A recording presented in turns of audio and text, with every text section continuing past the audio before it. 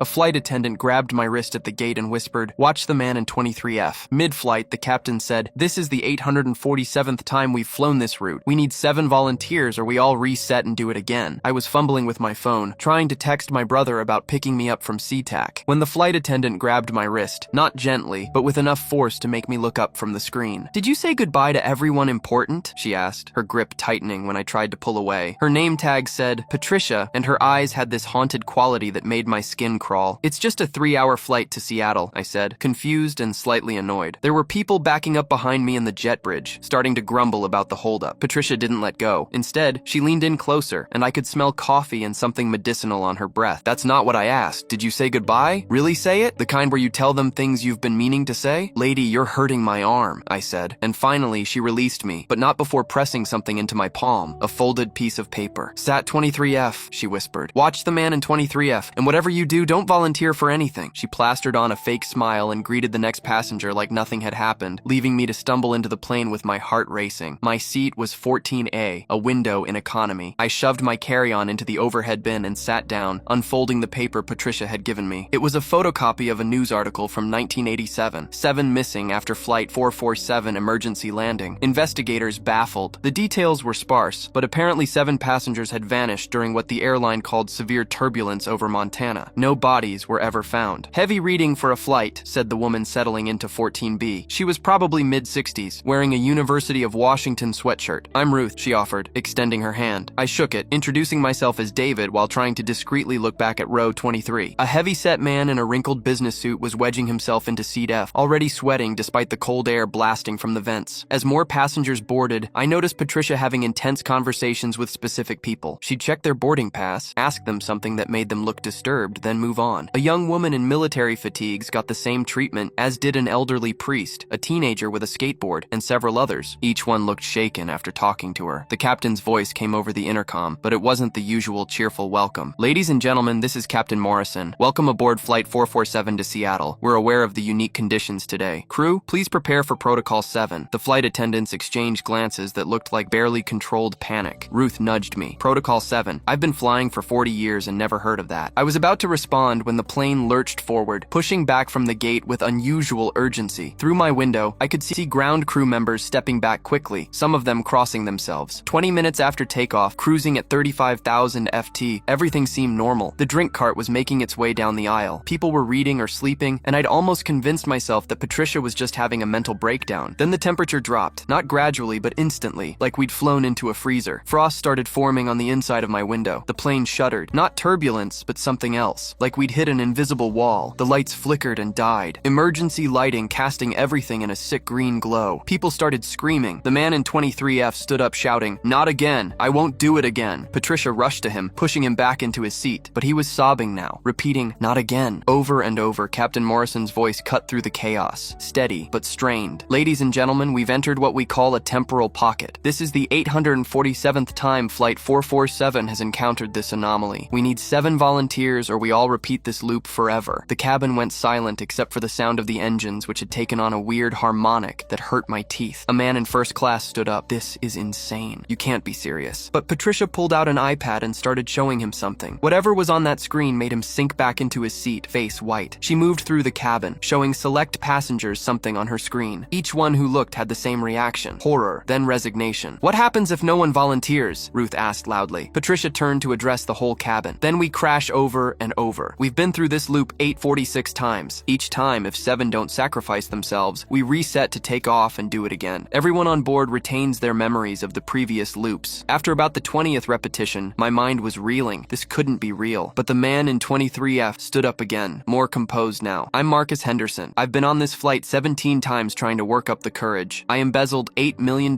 from a children's cancer charity. 3 kids died because they couldn't afford experimental treatments." He walked toward the front of the plane. The elderly priest followed. "Father Timothy O'Brien. I protected pedophile priests for 37 years. Moved them to new parishes. Silenced families." His voice was steady, resigned. "I've been riding this flight for 6 months, knowing eventually I'd be chosen. One by one, people started standing up, not randomly, but specific passengers like they'd been marked somehow. The teenager with the skateboard couldn't have been more than 16. I set the fire," he said, voice cracking. "The apartment building fire in Portland. I was high. Thought it would be funny to light some trash on fire. 11 people died." Ruth grabbed grabbed my arm so hard her nails dug in. This can't be happening. This is mass hysteria or something, but I could feel it too. The wrongness in the air, the way reality seemed thin and brittle around us. The frost on my window was spreading, forming patterns that looked almost like faces. Patricia was standing by what looked like a service door, but when she opened it, instead of explosive decompression, there was just nothing. Not sky, not ground, just an absolute void that hurt to look at. The anomaly requires payment, she announced. 7 souls with sufficient weight of guilt. It's the only way to break through. A woman in a business suit stood up. Miranda Chen, I knowingly sold contaminated baby formula in Southeast Asia. Hundreds of infants got sick. Dozens died. She walked toward the void without hesitation. I've been running from this for 3 years. I'm tired of running. 4 down, 3 to go. The cabin was deathly silent except for some quiet sobbing. I found myself mentally cataloging my own sins. The hit and run in college where I'd clipped a cyclist and drove off. The time I'd stolen money from my grandmother with dementia. The affair that destroyed my best friend's marriage. Were any of them enough? Did I want them to be? A young woman, maybe mid-20s, stood up shakily. I'm Jennifer. I was texting and driving. Hit a family of 4. The kids were twins, 3 years old. She was crying so hard she could barely walk, but she made it to the void. Their names were Emma and Ethan. I think about them every day. Patricia checked her iPad. 2 more. The anomaly is very specific about the number. She started walking down the aisle, that device in her hand seeming to pulse with a light that shouldn't exist. When she passed certain passengers, it glowed brighter. She stopped at row 31, showing the screen to a man in a doctor's coat. He stood up immediately. Dr. Paul Reeves, I've been selling organs, taking them from patients who aren't quite dead yet, saying they died on the table. 15 people over 5 years. He laughed bitterly. I bought a yacht with the money, named it Second Chance. Ironic, right? He walked to the void and stepped through without looking back. 1 more. Patricia's device was going crazy now, lighting up like a Christmas tree. She stopped at row 8, where the woman in military fatigue sat, but the soldier shook her head. I killed in war under orders. That's not the same. Patricia moved on, her device leading her through the cabin like a dowsing rod. She stopped at my row. The device was pointed not at me, but at Ruth. Ruth's face crumbled. No, I'm a grandmother. I have grandchildren who need me. But Patricia turned the iPad toward her, and I caught a glimpse of the screen. It showed Ruth, younger, in a nurse's uniform, injecting something into an IV. Then another image, and another. Dozens of them. Ruth Morrison, Patricia said quietly. 37 counts of medical murder over 12 years. You called yourself an angel of mercy, but you just liked the power. Ruth was shaking her head, but tears were streaming down her face. They were suffering, she whispered. They wanted to go. Some of them, Patricia agreed, but not all. The device doesn't lie. It reads guilt, actual guilt, not rationalization. Ruth looked at me, and for a moment, I saw the real her, not the grandmother in the university sweatshirt, but someone capable of playing God with other people's lives. She stood up slowly, joints creaking. Will it hurt? She asked Patricia. No, Patricia replied. It's like stepping through a door. On the other side is nothing or everything. The reports vary. Ruth laughed, a sound like breaking glass. I always wondered what came next. Guess I'll find out. She walked to the void, paused at the threshold, then turned back to the cabin. For what it's worth, I really did think I was helping them, most of them. Then she stepped through and was gone. The moment the 7th person disappeared, the void snapped shut with a sound like thunder. The plane lurched, the lights came back on, and suddenly we were flying through clear blue sky like nothing had happened. The captain came on the intercom, his voice normal now, cheerful even. Ladies and gentlemen, we're beginning our descent into Seattle. Weather looks perfect for landing, but we all remembered. Every passenger sat in stunned silence, processing what we'd just witnessed. 7 people had walked into nothingness to save the rest of us. Their seats sat empty, their belongings still in place. Marcus's coffee was still steaming. Ruth's crossword puzzle was half finished, her reading glasses folded on the tray table. Patricia walked down the aisle with a cart full of documents. The airline requires all passengers to sign these NDAs. Refusal will result in placement on a permanent no-fly list. You'll also receive compensation of $50,000 for your discretion. She said it like she was offering peanuts or pretzels. Routine and practiced. How long has this been happening? I asked her when she reached my row. She paused, considering whether to answer. Every flight 447 since 1987. Same route, same requirement. 7 souls with sufficient guilt to pay the toll. She handed me the papers. Sign or don't sign. Either way, you can never speak of this publicly. Why warn people? Why ask about goodbyes? I pressed. She looked exhausted suddenly, every one of those 847 flights showing in her eyes. Because sometimes the chosen ones have young children, dying parents, people who need them despite what they've done. The goodbye question helps identify those with strong anchors to this world. Sometimes that's enough to shift the selection. I signed the papers. What else could I do? But I couldn't stop thinking about Ruth, about how normal she'd seemed. How many killers were walking around looking like grandmothers? How many of us carried enough guilt to feed an anomaly's hunger? The landing was smooth, typical Seattle drizzle greeting us as we taxied to the gate. As we filed off the plane, I passed the empty seats of the 7. Each one had been marked with a small plaque placard. Passenger deplaned during service like they'd just gotten off early somehow. In the terminal, men in suits were waiting to escort us to a private room. The lead attorney, a woman who introduced herself as Ms. Crawford, explained the situation with clinical detachment. What you experienced was a localized temporal anomaly that requires biological payment to traverse. Think of it as a toll booth between dimensions. The 7 who volunteered allowed the rest of you to pass through safely. Volunteered? Someone scoffed. They were coerced. Miss Crawford shook her head. They were selected based on their guilt signatures, but the final choice was theirs. They could have refused. Then 7 others would have been selected, and so on, until we had the required payment or until the plane crashed, triggering another loop. She pulled up a presentation on the wall screen showing a map with various flight routes marked in red. Flight 447 is not unique. There are 17 known anomaly routes worldwide. Each has its own requirements. Flight 923 to Denver requires 3. Flight 666 to Vegas requires 13. We've been managing these passages for decades. Why not just stop flying these routes? A passenger asked. Ms. Crawford clicked to the next slide, showing a graph. The anomalies are growing. If we don't feed them regularly, they expand. The last time we tried to abandon a route in 2003, the anomaly consumed the entire airport, 147 casualties. Now, we maintain the schedule and manage the cost. She explained that passengers were selected using an algorithm that measured what they called karmic debt, actions that had caused suffering to others, weighted by intentionality, and harm caused. The flight attendants' devices could read these signatures, identifying potential candidates. It's not perfect, she admitted, but it's better than random selection. What about the families of the 7? I asked. Standard aviation insurance policies, mechanical failure over mountainous terrain, bodies unrecoverable. Their families are compensated well above standard rates. She pulled out 7 files. Mr. Henderson's embezzlement victims will receive anonymous donations totaling his entire estate. Father O'Brien's victims are being contacted for settlement offers. We try to create some balance. After 3 hours of briefing and paperwork, they released us with our NDAs and our guilt money. My brother was waiting at pickup, complaining about the delay. I told him the flight was fine, just some weather. He didn't notice my hands shaking as I loaded my bag into his car. That night, I couldn't sleep. I kept thinking about the void, about the way reality had bent around it. I started researching, finding breadcrumbs of truth among conspiracy theories, reports of missing passengers that didn't quite add up, statistical anomalies and aviation casualties, always in groups of 7, 3, or 13, depending on the route. A week later, Patricia called me. I don't know how she got my number. You're looking into things you shouldn't, she said without preamble. I'm trying to understand, I replied. She sighed. Meet me at the Pike Place Market, noon tomorrow. Come alone. I found her at a coffee shop overlooking the Sound, looking older in civilian clothes. I've been flying that route for 12 years, she said. I've selected 1,128 people for the void. I remember every one of their names, their confessions, the look in their eyes when they realized they'd been chosen. How do you live with it? I asked. She laughed bitterly. I don't. I exist with it. I tell myself I'm saving 180 people each flight, that the 7 I choose are guilty of terrible things. But guilt is complicated, isn't it? Some of them were broken people who made horrible mistakes. Others were genuine monsters. The device doesn't distinguish. She told me about the other flight attendants who'd quit, unable to handle the selection process. Several had committed suicide. Others had disappeared, possibly taking international flights to escape, possibly selected themselves on other anomaly routes. We're marked by what we've done, she said. The devices can read it on us too. Eventually, we all pay the toll. Why tell me this? I asked. She pulled out a business card. Because you're going to be recruited. Passengers who survive Flight 447 and show curiosity rather than trauma are flagged as potential employees. The airline needs people who can handle the truth, who can make the hard choices. She stood to leave. When they call, and they will remember that saying no is also a choice, just not one without consequences. 2 weeks later, the call came. A job offer with American Airlines specifically for their special routes division. The salary was 3 times what I made as a software developer. The benefits were unbelievable. The job description was deliberately vague, talking about passenger safety assessment and route anomaly management. I turned it down. They called again, increasing the offer. I turned it down again. Then my brother called me, panicked. He'd been bumped to Flight 447 for his business trip next month. Weird thing, he said. They upgraded me to first class for free. Said I was a valued customer, but I've only flown with them twice. The message was clear. I called the airline back and accepted the position. My training took place in a facility outside Amarillo, hidden in plain sight as a corporate retreat center. There were 12 of us in the program, all survivors of various anomaly flights. We learned about the history of the rifts, the theory behind their existence, the moral frameworks used to justify the selection process. Dr. E. Elizabeth Caney, the lead researcher, explained that the anomalies were tears in space-time caused by humanity's collective guilt. Think of it as karmic pollution, she said. The weight of unpunished crimes, unconfessed sins, unresolved guilt. It accumulates until reality itself cracks. The anomalies are both symptom and cure, demanding payment for past passage while preventing larger ruptures. We learned to read the devices, which weren't actually reading guilt, but rather what they called causal shadows, the ripple effects of harmful actions on the fabric of reality. A murdered person left a void that pulled at their killer. Stolen money created an imbalance that registered as heat. The devices translated these distortions into readable data. But it's not justice, one trainee protested. We're not judges, Dr. Kane nodded. No, we're not. We're garbage collectors. We identify and remove the worst of the karmic pollution to keep the system functioning. It's ugly, necessary work. If you want justice, become a lawyer. If you want to keep planes from disappearing into temporal loops, stay here. My first assignment wasn't Flight 447, but Flight 923 to Denver, which only required 3 sacrifices. The anomaly was smaller, newer, less stable. I shadowed a veteran attendant named Michael, who'd been doing this for 8 years. The trick, he said, is to not look at them as people. Look at them as problems to be solved. This one murdered his wife. That one ran a child trafficking ring. This one poisoned a town's water supply for profit. But they were people. I could see their humanity, even through their guilt. The murderer was also a father who'd snapped after years of abuse. The trafficker had been trafficked herself as a child. The poisoner was trying to save his failing company and the hundreds of jobs it provided. The device didn't care about context, but I did. The first time I had to make a selection, my hands shook so badly, I nearly dropped the device. It was pointing at a young mother traveling with her infant. The readings were off the charts. Michael took the device from me and did a deep scan. She killed her first baby, he said quietly. Postpartum psychosis, drowned him in the bath. This one's a replacement. I watched her cooing at her infant, seeming so normal, so loving. But the device didn't lie. When I approached her with the selection notice, she didn't deny it. I knew this day would come, she said simply. I've been waiting for judgment. She kissed her baby goodbye, handed him to another passenger, and walked to the anomaly door without being asked. 3 months into the job, I started seeing patterns the devices couldn't read, connections between passengers that suggested orchestration. The same names appearing on different flights, always just below the guilt threshold for selection. I brought it to Dr. Kane, who seemed unsurprised. There's a group, she admitted, people who know about the anomalies and use them for disposal. They identify targets with high guilt signatures and manipulate them onto anomaly flights. Think of them as vigilantes using our system as an execution method. She showed me files, dozens of cases of suspected manipulation. We allow it, she continued, because they're doing us a service. They're sending us people who need to be removed anyway. The alternative is random selection, which could take doctors, teachers, parents of young children. The vigilantes ensure we get the worst of the worst. But who decides who's worst? I asked. She had no answer for that. I met one of them 6 months later, an older man named Victor who'd lost his daughter to a drunk driver. The driver had gotten off on a technicality. Victor had spent years researching the anomalies, learning their schedules, their requirements. He'd manipulated the driver onto Flight 66, knowing the man's guilt would make him a certain selection. I've sent 37 people through various anomalies, Victor told me over coffee. All of them deserved it. All of them had escaped conventional justice. He showed me his list, names crossed off one by one. I'm not a killer, he insisted. I just ensure karma finds its targets. I should have reported him, but I didn't because part of me understood. Part of me was grateful that people like Ruth ended up on these flights instead of innocents. The system was horrible, but it was better than chaos. Better than letting the anomalies grow until they consumed airports, cities, maybe more. A year into the job, I was assigned to Flight 447 permanently. Patricia had finally quit or been selected. No one would say which. I took over her role as lead attendant for anomaly management. My first flight in charge, I had to select 7 from a manifest of 187. The device made it easy, highlighting the worst offenders. But the weight of choice was crushing. Among them was a teenager who cyberbullied 3 classmates into suicide, a CEO who'd knowingly sold defective medical devices that killed dozens, a nurse who'd been euthanizing patients for inheritance money, a gang member who'd executed a family of witnesses, a contractor who'd used substandard materials in a school that later collapsed, a drunk driver who'd killed multiple people in separate incidents, a therapist who'd been deliberately driving patients to suicide. I made the selections, watched them walk to the void, listened to their confessions. Some went proudly, refusing to apologize. Others wept, begged, tried to bargain. One fought, had to be sedated and carried, but they all went through. The anomaly took them all. After that flight, I understood why Patricia had looked so haunted. Each selection took a piece of you. Each confession added to your own guilt burden. I was saving 180 people, but I was also sending 7 to their deaths. The math said it was worth it. My conscience wasn't convinced. I started drinking, not enough to affect my job, but enough to sleep without dreams. Enough to forget the faces of the selected. Enough to pretend I was just a flight attendant, not an arbiter of life and death. 2 years in, I made a mistake. I let personal feelings affect a selection. There was a passenger, an old man who reminded me of my grandfather. The device marked him clearly. He'd been a guard at a concentration camp, had actively participated in executions, but he was 93, traveling to see his great-grandchildren for the first time. I skipped him, selected someone with a lower guilt reading instead. The anomaly rejected the substitution. The plane lurched, reality fractured, and suddenly we were back at takeoff. The loop had begun. The old man remembered immediately, understood what had happened. "You have to choose me," he said. "I've been running from this judgment for 70 years. It took 3 loops before I could do it. 3 times taking off, reaching the anomaly, failing to pass through. Each loop, more passengers retained their memories. By the 3rd loop, everyone knew what was happening. They were looking at each other, trying to figure out who the 7 would be. Some actually volunteering their own confessions to save others. Finally, I selected correctly." The old man walked to the void with dignity. "I was 18, he said to the cabin. "I thought I was serving my country. I was wrong. I've lived with it every day since." He stepped through, and the anomaly accepted him. That was when I realized the true horror of the system. It wasn't just about removing guilt. It was about confession, acknowledgement. The anomaly fed on admission as much as action. Those who went denying their crimes took longer to process, made the passage rougher. Those who confessed, who owned their guilt, smoothed the way. I started requiring confessions before selection, making the chosen ones state their crimes to the cabin. It was cruel, but it made the passages easier. It also served as a warning to the other passengers. Many would leave the plane and turn themselves in for lesser crimes, terrified of ending up on another anomaly flight. 3 years into the job, I met someone who changed everything. Dr. Sarah Kim, a physicist who'd been studying the anomalies from the outside. She'd lost her husband on flight 923, one of the selected 3, but instead of anger, she'd turned to research, trying to understand what had taken him. "The anomalies aren't natural," she told me over dinner. "They're not tears in space-time or karmic pollution. They're harvesting operations." She showed me her research equations I couldn't understand, but patterns I could see. Something is feeding on human guilt, not metaphorically, literally. The anomalies are mouths, and we're feeding them. "What's on the other side?" I asked, though I wasn't sure I wanted to know. "I think it's a prison," she said, "or a zoo. Something is collecting humans with specific emotional signatures. Guilt is just the easiest to measure and harvest. There are probably other anomalies we haven't found yet, feeding on different emotions." The implications were staggering. We weren't managing natural phenomena. We were participating in something's feeding schedule. The airline knew. The government knew. They'd decided that sacrificing a few to save many was acceptable, but they'd never asked what we were sacrificing them to. Dr. Kim and I started working together, secretly documenting everything. She installed sensors on my device, collecting data during flights. We mapped the anomalies, tracked their growth patterns, tried to understand their purpose. What we found was terrifying. The anomalies were growing, but not randomly. They were spreading in specific directions, converging on population centers. By Dr. Kim's calculations, within 50 years, they'd merge into a single massive rift. When that happened, the selection wouldn't be 7 or 13 or 3. It would be millions. "We're not preventing catastrophe," she explained. "We're training for it, teaching humanity to accept selection, to walk voluntarily into the void. When the big one comes, they'll need us to choose who lives and who dies on a massive scale." I wanted to expose everything, but who would believe us? And even if they did, what was the alternative? Stop feeding the anomalies and let them grow faster. Fight back against something we didn't understand. Every option seemed worse than continuing the current system. 5 years into the job, I was promoted to senior anomaly manager, overseeing all 17 known routes. I trained new attendants, refined selection protocols, managed the growing vigilante network that helped identify targets. I became what Patricia had warned me about, someone who could make the hard choices without flinching. But the guilt accumulated. Not the kind the devices could read, but a deeper, more personal burden. I'd sent over 3,000 people through various anomalies. I knew their names, their crimes, their last words. Some haunted me more than others. The young mother with postpartum psychosis, the teenager who'd made a terrible mistake, the old man who'd spent 70 years trying to atone. I started my own list like victors, but in reverse. Not people to send through, but people I'd saved by sending others. Every passenger who landed safely because 7 or 3 or 13 had paid the toll. The math said I'd saved over 50,000 lives. It didn't make me feel like a hero. Dr. Kim made a breakthrough in year 6. She'd figured out how to communicate through the anomalies. Not with whatever was on the other side, but with the people we'd sent through. They weren't dead exactly. They existed in some kind of suspended state, preserved like specimens. "I spoke to my husband," she told me, tears streaming down her face. "He's aware. They're all aware. They experience their guilt on loop over and over. It's not death. It's eternal judgment." The discovery broke her. She quit her research, destroyed her notes, begged me to never tell anyone what we'd found, but I couldn't unknow it. Every selection after that, I knew I wasn't just sending people to death, but to endless torment. The confessions took on new meaning. They weren't just smoothing the passage, they were programming the loop the selected would experience forever. I tried to quit, but the airline wouldn't let me. I knew too much, was too valuable. They offered me more money, better benefits, threatened my family indirectly. Finally, they played their trump card. If I quit, my brother would be selected on his next flight. My guilt signature had grown heavy enough that my whole family was now vulnerable. So I continued flight after flight, selection after selection. I refined the process, made it more humane where possible. I started warning people like Patricia had warned me, asking about good goodbyes, giving them a chance to make peace. Small mercies in a system without mercy. 7 years in, something changed. The anomaly on Flight 447 started rejecting selections. People with clear guilt signatures would approach the void and be pushed back. The device readings became erratic. The loops became more frequent, harder to break. Something on the other side had grown full or bored or had developed new tastes. The airline brought in experts, specialists who'd been studying anomalies since the beginning. They determined that this specific anomaly had evolved, now requiring not just guilt, but specific types of guilt. It wanted novelty, unique sins it hadn't tasted before. The common murders and thefts no longer satisfied it. This made selection even harder. I had to look for unusual crimes, creative cruelties, the man who'd invented a form of torture, the woman who'd created a computer virus that destroyed medical records, the teenager who'd started a cult that ended in mass suicide. The anomaly had become a connoisseur of human evil. Other routes started showing similar changes. The anomalies were learning, adapting, becoming pickier about their food. The vigilante network struggled to find appropriate targets. We started having more loops, more failed passages. The system was breaking down. Dr. Caney called an emergency meeting of all anomaly managers. "We need to consider alternatives," she said. "The current model is unsustainable." Someone suggested trying to close the anomalies, but we'd tried that before with catastrophic results. Another proposed increasing the number of flights, feeding them more frequently, but that would require more selections, more guilt, more everything. Finally, someone said what we were all thinking. What if we negotiated? The idea was insane, but so was everything else about our situation. If the anomalies were mouths, maybe they had minds. If they had minds, maybe they could be reasoned with. The airline approved a test run, sending a team of negotiators through Flight 66 with recording equipment and a promise to return them if possible. They came back changed, not physically, but mentally. They'd spoken to something that called itself a collector. It had been gathering humans for millennia, feeding on their emotions, studying them. Earth was just one of many worlds it harvested from. The anomalies were its fishing lines cast through dimensions. The collector offered a deal. Instead of random selection based on guilt, we could offer volunteers, people who wanted to escape, who were dying anyway, who had nothing left. In exchange, it would stabilize the anomalies, prevent them from growing. It might even close some of the smaller ones. The moral implications were staggering. We'd go from executing the guilty to euthanizing the desperate, but the volunteers would go willingly without the trauma of selection. The passages would be smoother, the loops eliminated. It was a devil's bargain, but perhaps better than what we had. I was part of the team that implemented the volunteer program. We set up recruitment centers in hospices, prisons, psychiatric facilities. We looked for people who wanted to die anyway, offering them a purpose in death. Save 180 lives. We told them, your death will mean something. The response was overwhelming. Terminally ill patients signed up in droves. Death row inmates volunteered for immediate passage. Depressed individuals saw it as a meaningful exit. We had waiting lists for every anomaly route, but something felt wrong. These weren't guilty people paying for crimes. They were vulnerable people being exploited. The anomalies accepted them, but seemed unsatisfied, like eating junk food instead of a proper meal. The passages became rougher, the turbulence worse. Then volunteers started coming back. Not physically, but as voices through the communication system Dr. Kim had discovered, they weren't experiencing guilt loops like the selected had. They were experiencing something worse, the absence of meaning. They'd volunteered to save others, but without guilt to process, they just existed in emptiness, aware but purposeless. We made a mistake, one volunteer's voice crackled through during a Flight 447 passage. This isn't salvation, it's just nothing, forever nothing. The cabin heard it, passengers screaming, demanding to know what was happening. We couldn't hide it anymore. The program collapsed overnight. Volunteers withdrew their applications. Families of those who'd already gone through sued the airline. The media finally got hold of the story, though they only understood fragments. Conspiracy theories exploded online, some surprisingly close to the truth. We reverted to the old system, but it was too late. The anomalies had tasted willing sacrifice and found it lacking. They wanted guilt again, but more of it. Deeper varieties. The selection threshold kept rising. Soon, ordinary murders wouldn't qualify. Only serial killers, genocide, the absolute worst of humanity met the requirements, but there weren't enough of them. Not for 17 routes running regular schedules. We started having more loops, more crashes, more failures. The anomalies were starving, and starving predators become desperate. That's when the expansion began. Flight 447's anomaly grew beyond its usual boundaries, manifesting earlier in the flight, lasting longer. Other passengers started feeling its pull, even those without significant guilt. The devices could barely contain it, direct it to appropriate targets. Sometimes it would take 8, 9, even 10 people before being satisfied. I was on the flight when it first breached containment entirely. We were somewhere over Montana, approaching the usual anomaly point when reality just tore. Not a clean rift like usual, but a ragged wound in the air. The void wasn't confined to one door anymore. It was seeping through the walls, the floor, the ceiling. Passengers were being pulled toward different rifts, seemingly at random. The devices went haywire, unable to get readings, unable to identify by selections. I watched a child get pulled toward the void while a serial killer sat untouched. The anomaly wasn't selecting anymore, it was just feeding. I grabbed the child, pushing her back to her seat, but felt the pull myself. Not physical, but something deeper, tugging at whatever part of me the devices usually read. "Everyone, hold on to something!" I shouted, but my voice was lost in the roar of collapsing reality. The plane itself was coming apart, not mechanically, but conceptually. Rows of seats existed and didn't exist simultaneously. Passengers flickered between being and not being. Then I heard it, not through my ears, but directly in my mind. The collector's voice, vast and alien and amused. "The contract is void," it said. "You failed to feed us properly. Now we feed ourselves." The plane shuddered. Reality snapped back, and suddenly we were landing in Seattle like nothing had happened. But something had. We'd all heard the voice. We'd all felt the pull. Every passenger on that flight was marked now, traceable by the anomalies wherever they went. Within a week, 3 passengers from that flight disappeared from their homes. No signs of struggle, just gone. A week later, 5 more. The anomalies weren't confined to planes anymore. They were hunting. The airline tried to maintain normal operations, but more routes started experiencing breaches. Flight 923 to Denver consumed an entire plane. All 147 passengers and crew gone in an instant. Flight 666 to Vegas never took off. The anomaly manifested at the gate, creating a rift that swallowed half the terminal. The government finally intervened, grounding all anomaly routes, evacuating airports near known rifts, but it was too late. The anomalies had broken free from their patterns. They appeared randomly now in shopping malls, schools, hospitals, always hungry, always hunting. Dr. Kim came out of retirement with a desperate theory. "We trained them," she said, "by feeding them regularly. We taught them to expect food. Now they're foraging on their own." She proposed a solution that seemed insane. Stop all feeding immediately. Starve them until they retreated or died. But how do you starve something that exists outside normal space? How do you contain something that can appear anywhere? The military tried conventional weapons, but bullets and bombs passed through the rifts without effect. Nuclear options were discussed and thankfully dismissed. That's when Victor and his vigilante network proposed their solution. They'd been tracking high-guilt individuals globally, creating a database of potential selections. "Give us resources," they said. "We'll deliver them to the anomalies enough to satisfy them, make them retreat." It was genocide disguised as justice. But what choice did we have? The government secretly funded Victor's operation, giving them access to criminal databases, surveillance networks, transportation. They became a black ops feeding program, kidnapping the guilty and throwing them to the anomalies. I wanted no part of it, but I was conscripted anyway. My experience with selection made me valuable. I helped identify targets, predict anomaly manifestations, coordinate deliveries. I became complicit in state-sanctioned murder, even if the victims were murderers themselves. The feeding program worked to a degree. The anomalies stopped random hunting, returning to semi-predictable patterns. But they required more food now, having grown during their free feeding period. But once took 7, now took 70. But once took 3, now took 30. Cities built containment zones around permanent rifts, sacrificial areas where the guilty were sent. Modern-day coliseums where people paid for their crimes by walking into oblivion. The public was told these were maximum security prisons. In a way, they were. I visit one sometimes. The containment zone built where Gate C-17 at SeaTac used to be. It's where Flight 447's anomaly finally settled. A permanent tear in reality surrounded by electric fences and guard towers. Every day, buses arrive with selections from around the country. They walk through in groups, processed like cattle, feeding the thing that once lived at $35,000 of tea. Ruth would have ended up here eventually. I think her guilt would have drawn her like gravity. Maybe it's better she went when she did, with dignity, with purpose, saving 180 people instead of just feeding a hungry void. Or maybe that's just what I tell myself to sleep at night. Patricia finally contacted me last month. She hadn't quit or been selected. She'd found a way out somehow, living off the grid in Alaska. "They're evolving again," she warned. "The anomalies, they're not just feeding anymore, they're reproducing." She was right. New rifts had started appearing. Small ones in places with high emotional concentration. Hospitals, funeral homes, wedding venues. They fed on different things: grief, joy, love. The collector wasn't just harvesting guilt anymore. It was harvesting the full spectrum of human experience. The government's response was predictable. More containment zones, more selection protocols, more feeding programs. But how do you select for joy? How do you measure love scientifically enough to sacrifice it? The devices could read guilt, but these new emotions required different tools, different choices. I refused to help develop those tools. I'd sent enough people through various voids. My own guilt signature had grown so heavy that devices screamed when I held them. I was one bad day away from being selected myself, and part of me welcomed it. At least then I'd know what was on the other side. Really? No, not just hear echoes through communication systems. But I had work to do first. Dr. Kim and I had been developing something in secret, not a weapon, but a message. If the anomalies were mouths and the collector had a mind, maybe it had enemies too. Maybe somewhere in the universe, something opposed it, fought it, could help us fight it. We broadcast our message through every anomaly simultaneously using the guilt and pain and fear of thousands of selections as fuel. It was simple. We are prisoners. We need help, please. The response came 3 days later, not through the anomalies, but through every radio, television, and computer on Earth simultaneously. A different voice. Still alien, but somehow warmer. We hear you. We have fought the collectors before. Hold on, that was 6 months ago. Since then, the anomalies have been quieter, almost cautious. They still feed, but less aggressively. Something has them spooked. The government thinks their feeding program is working, but those of us who know better can feel it. A tension in the air, like the moment before a thunderstorm. I still fly sometimes, regular routes on normal planes, but I can feel the thin places where reality might tear. I see the guilt signatures on fellow passengers, the weight they carry. I know that if an anomaly opened right now, who would be selected? Who would be saved? It's a horrible knowledge that never leaves. My brother asked me once if I regretted taking the airline job, becoming part of the system. I told him the truth. I regret everything and nothing. Every selection haunts me, but every safe landing justifies it. I'm not a hero or a villain, just a man who learned that reality has a price and someone has to collect the toll. The war is coming. The voice that answered our distress call wasn't offering rescue, but recruitment. Earth is about to become a battlefield between cosmic forces that feed on consciousness itself. The anomalies were just the beginning, fishing lines cast by one predator. Soon, others will arrive with their own hungers, their own methods. When that happens, the selection protocols we developed, the guilt reading devices, the feeding programs, they'll seem quaint. We thought we were managing a crisis, but we were actually being trained for something worse. The collector wasn't just feeding on us, it was preparing us, teaching us to sacrifice, to choose who lives and dies. Because when the real war begins, those skills will be essential. Someone will have to decide who boards the evacuation ships and who stays behind. Someone will have to measure human worth against alien appetites. Someone will have to ask the question Patricia asked me all those years ago. Did you say goodbye to everyone important? Now I ask it myself every morning because I know the truth. We're all on flight 447 now. The whole planet is approaching an anomaly we can't see, requiring a toll we can't calculate. And when it arrives, when reality tears open completely, we'll all have to decide. Do we volunteer? Do we get selected? Or do we fight? I've made my choice. I've sent enough people through enough voids. When the moment comes, I won't be selecting others. I'll be walking forward myself, using my accumulated guilt as a weapon, feeding myself to whatever horror awaits to buy others time to escape or fight or find another way. Because that's what Patricia was really trying to tell me. The question isn't about saying goodbye. It's about being ready to go yourself when the selection finally comes for you. And it always comes eventually for everyone. Flight 447 still flies 3 times a week, Seattle to Chicago. The anomaly is smaller now, more manageable, only requiring 7 again. New flight attendants make the selections, use the devices, ask about goodbyes. They don't know about the war coming, about the voices through the void, about the thing that answered our call for help. But they know what I learned that first flight. Reality is thin, guilt is heavy, and someone always has to pay the toll. The only question is who holds the device when the selection comes. I held it for 7 years. Now I'm just waiting for it to point at me. If you made it this far, you're a real one. Show some love with a like and subscribe for more content like